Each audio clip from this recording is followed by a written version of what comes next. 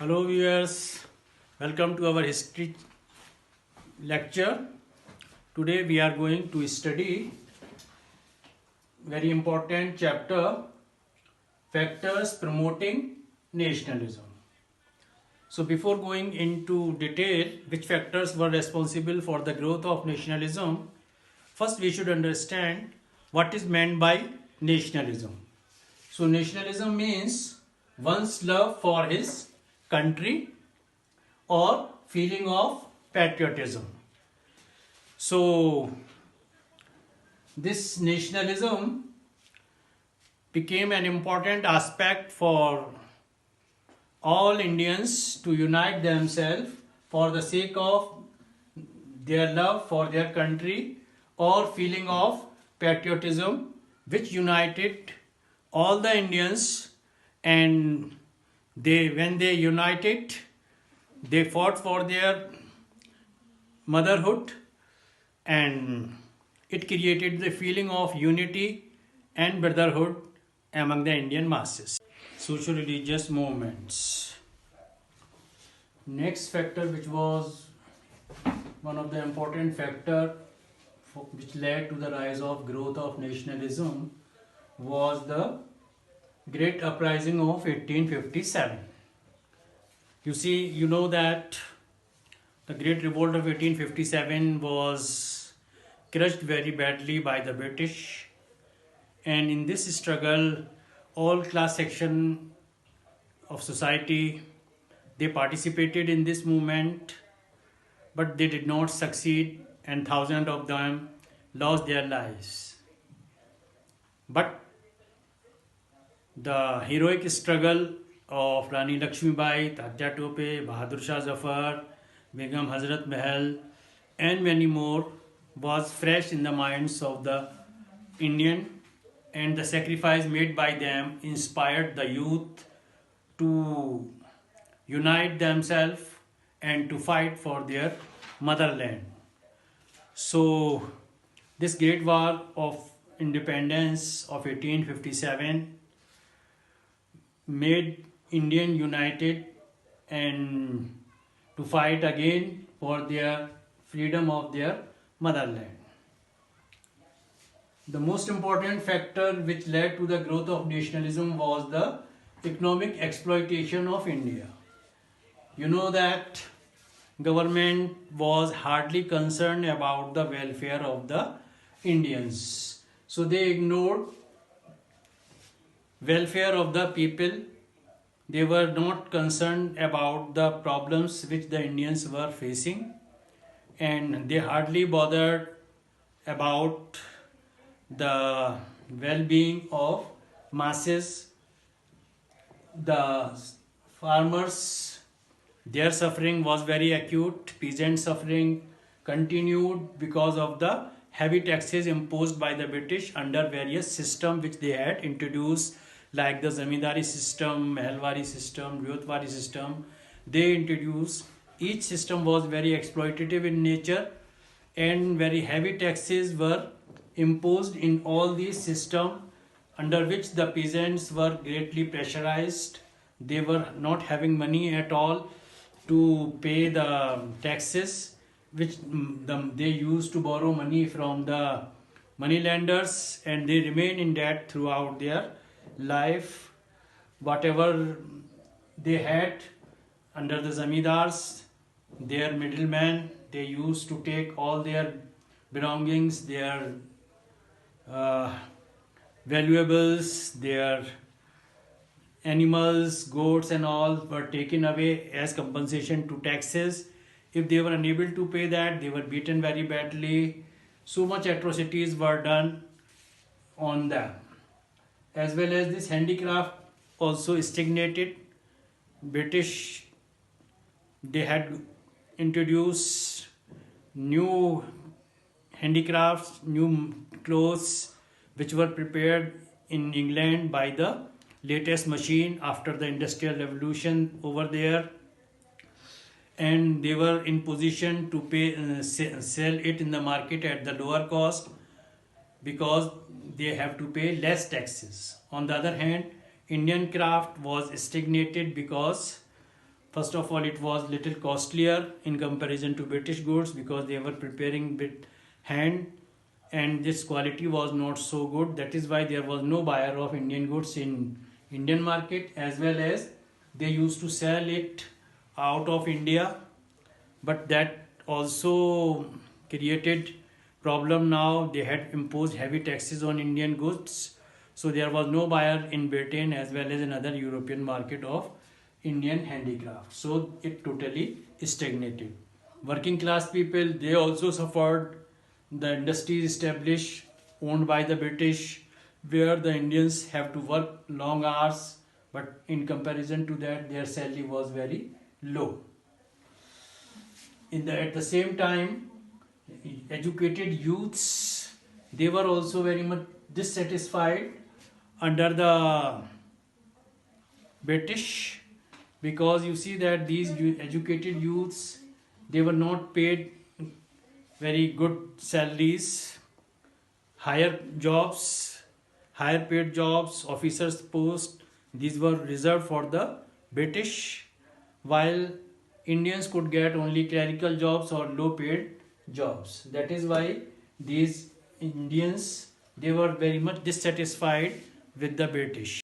So one of the most important factors which led to the growth of social religious reform movement, it was one of the important factors for the growth of nationalism. You know that various social reformers, they worked tirelessly to uplift the society and to wipe out all the social problems which were prevailing in the society.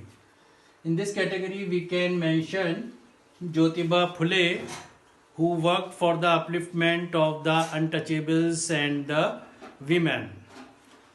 Jyotiba Phule, he founded Satyashodhak Samaj, and through this he tried to revive the lower caste society, and as well as work in the direction of education for girls.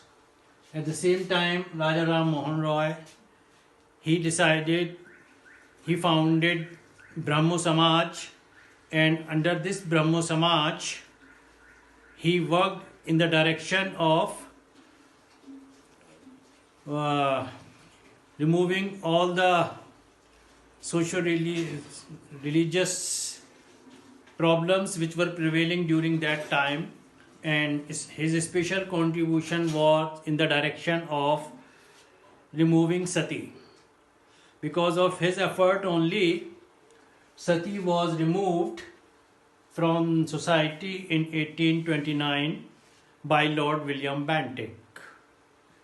Another social reformer, Dayanand Saraswati, he also fought against all these social evils which were prevailing during that time, and he said that whatever these problems are there, it is because we have created such things which are useless in our society, and to find the solution of our problem, we have to go back to our Vedas. Vedas are the ultimate answer of all the problems.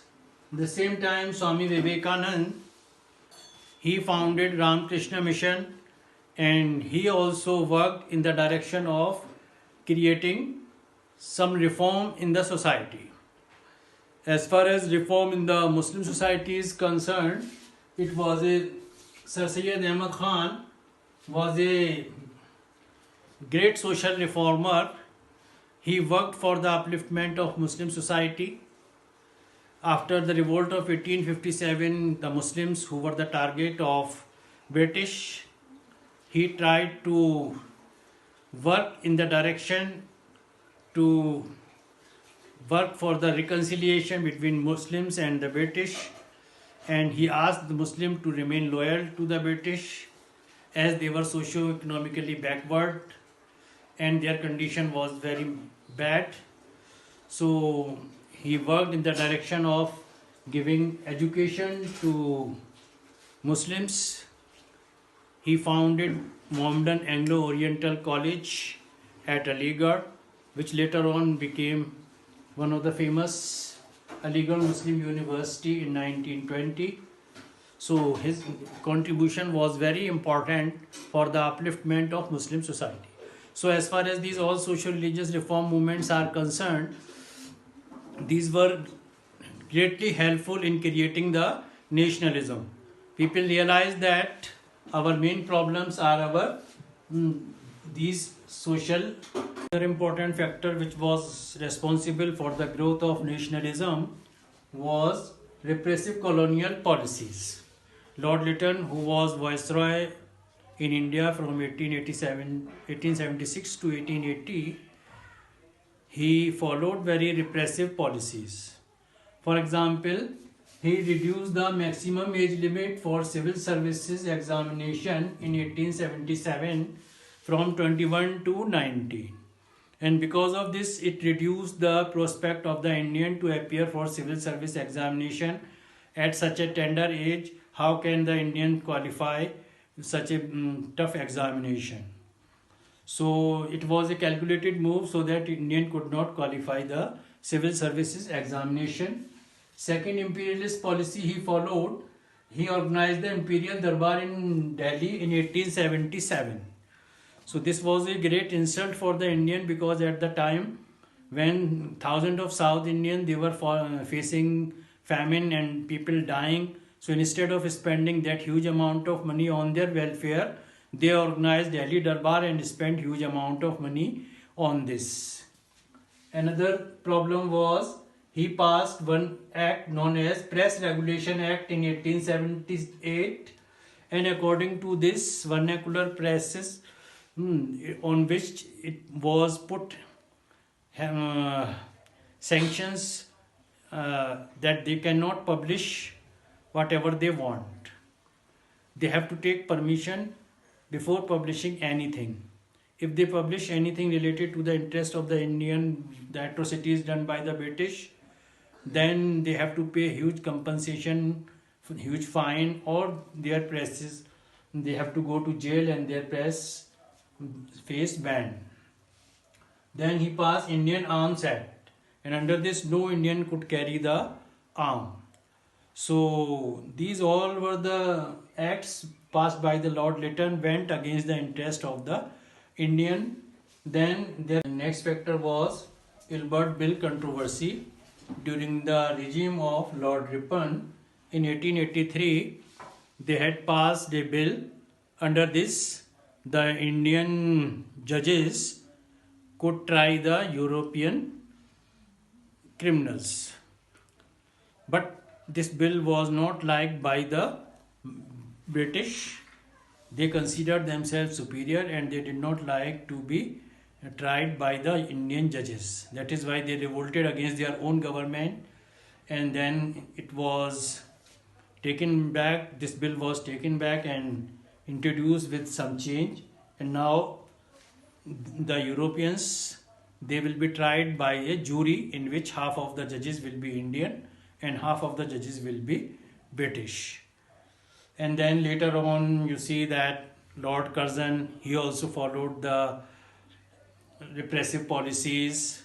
During his time, he passed University Act, as well as he passed Municipality Act, and finally he divided Bengal in 1905, which led to an anti-partition movement in 1905 against this partition, and they started anti-partition and boycott movement.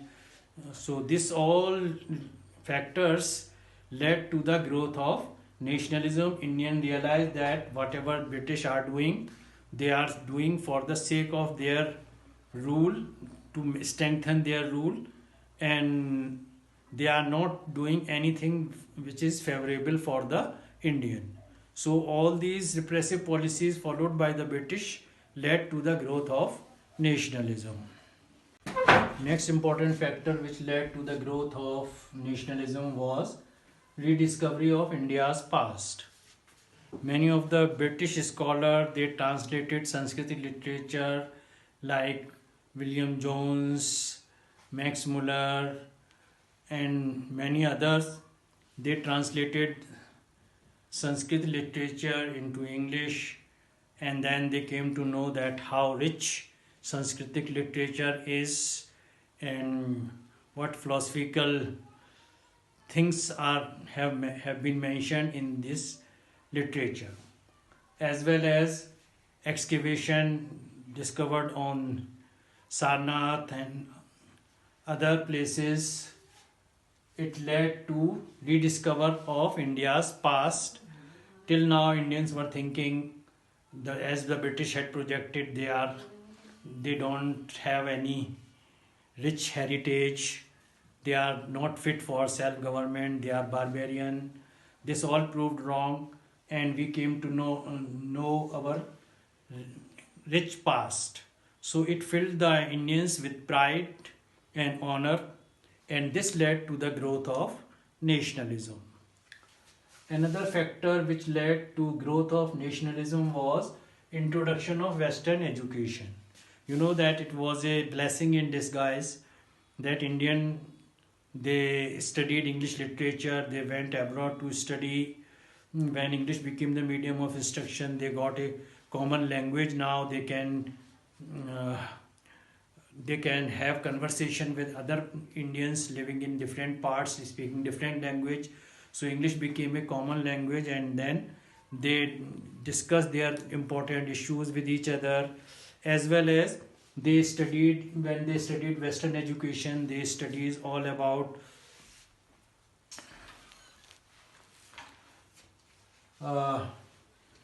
they studied all about Western philosophy, Western thought, Western ideas of liberty, equality, their human rights. They studied they were inspired by American War of Independence, French Revolution, unification of Italy. All these things were there which inspired them. They realized that when they can all fight for their rights, we can also do the same. So Western education created a middle class, and this middle class, English educated middle class, was ready to fight for their motherland. Next one was development of transport and communication. You see that the modern transport system and communication system of telegram and telephone, this also led to the growth of nationalism, as because of this transport and communication, now newspaper could be sent from one place to other in quick time, and then it led to to know the Indians about what is happening in other part of India.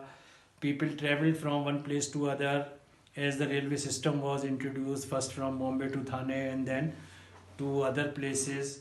So people traveled from one place to other, and then they discussed their problem. All people together in the compartment, they discuss different issues. All people of different caste and race sat together. So this brought the people together, and this led to the growth of nationalism. Then role of press and national literature, it also became one of the important cause of the growth of nationalism. You see that many of the newspapers published by the Indians, like Raja Ram Mohan Roy's Samvad Kaumudi, Dadabhai Nauroji Rast Guftar in Gujarati, as well as Ishwarchand Vidyasagar's Shom Prakash. These were some of the newspapers which published the articles related to the cause of the Indians, showed the plight of the Indians. Although there were strict restriction against the vernacular press, but still they raised their issues, they raised their problems. And then many of the English newspapers like Amrit Bazar Patrika, Tribune, Times of India, The Hindu, Pioneer, these all newspapers started, and they also raised the issues related to the Indian, and through this newspaper, Indian came to know the plights of the general masses, people suffering, and this led them to unite and to fight for their motherland, and this led to nationalism. Then racial arrogance of the British. You know that British, they consider themselves racially superior and consider Indians as inferior. They have their different residents known as civil lines. They have different clubs, different compartments, railways and all. So this feeling of superiority and considering Indian as inferior gave Indians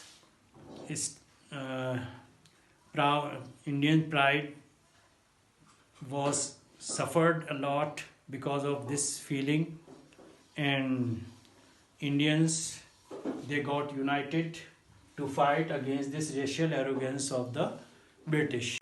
Another factor which led to the growth of nationalism was rise of the middle class.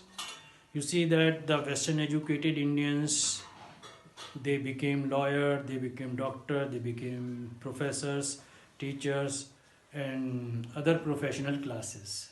So this class, on the one hand, they realized the importance of education, and after taking education they were influenced by Western philosophy, Western thoughts, Western ideas, and they introduced in their life, and they saw their society, what problems are, what their suffering are. So they worked in that direction, as well as very soon they realized that what ill practices British are following against the Indian. So they started various movements. One of the greatest example was Raja Ram Mohan Roy.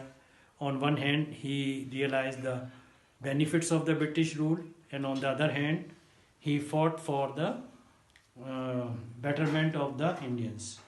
At the same time, other Indians like Dayanand Saraswati, Swami Vivekanand, Raja Ram Mohan Roy, Ishwarchand Vidyasagar, Jyotiba Phule, they all were great social reformer as well as educated youths who became the part of this middle class. They led to the campaign for the growth of nationalism and revival of Indian glory, which can be brought only when we are united and when our country is free. So these were the important causes which led to the growth of nationalism in India. Hope you like the video. Thanks for watching.